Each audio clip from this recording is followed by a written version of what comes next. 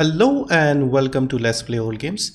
And in this video I wanted to talk about some of my favorite games and some great games that we sadly can no longer buy digitally or even in retail.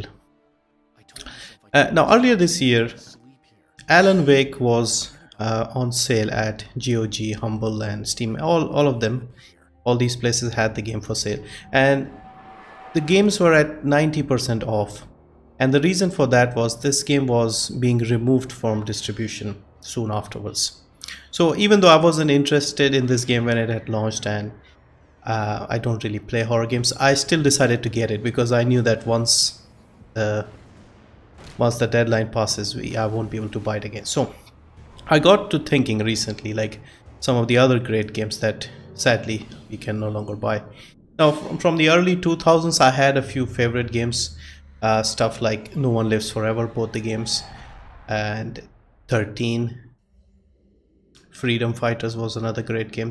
And even some more recently, we have stuff like some of the James Bond games. Now these are obviously licensed games from the movies industry and whatever, and the problem with these games is their licenses are only valid for a few years, so once they run out they can no longer be sold, and it's not worth it for the devs to renew the licenses.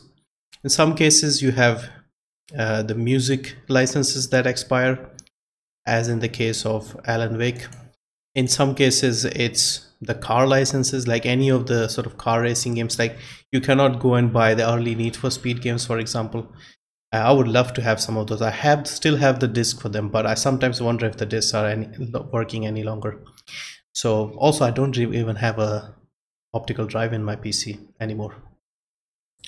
So yeah, so I often see games like Dirt and those games. If you go on Steam, you won't be able to find any of the early Dirt games for sale, or the first Grid game. So it seems there is probably a 5-year period or something for certain licenses. Some of them seem to last longer, at least for the cars, and same for the music industry. Now with Alan Wake, what they said was it wasn't worth it for them to renew the license, because obviously the game is old, it wouldn't sell as much, and going to the effort of changing the music and putting new music in was also not worth it for them. So for the movie licenses, I think it's just same reason, they don't think that the game will sell as much. But I do think this is bad for the game preservation, because there will be a time when there won't be any way of playing this game, and the only way would be to go on eBay and buy the older discs that are still out there, and those things will go up in value as well. So yeah, so that's just my opinion on this. I think it's a sad thing that we can no longer enjoy these games anymore.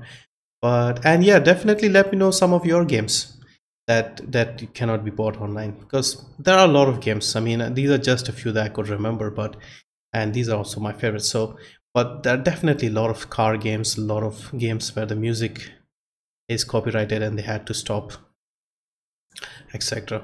So anyway, thank you for watching, and we'll see each other in the next video.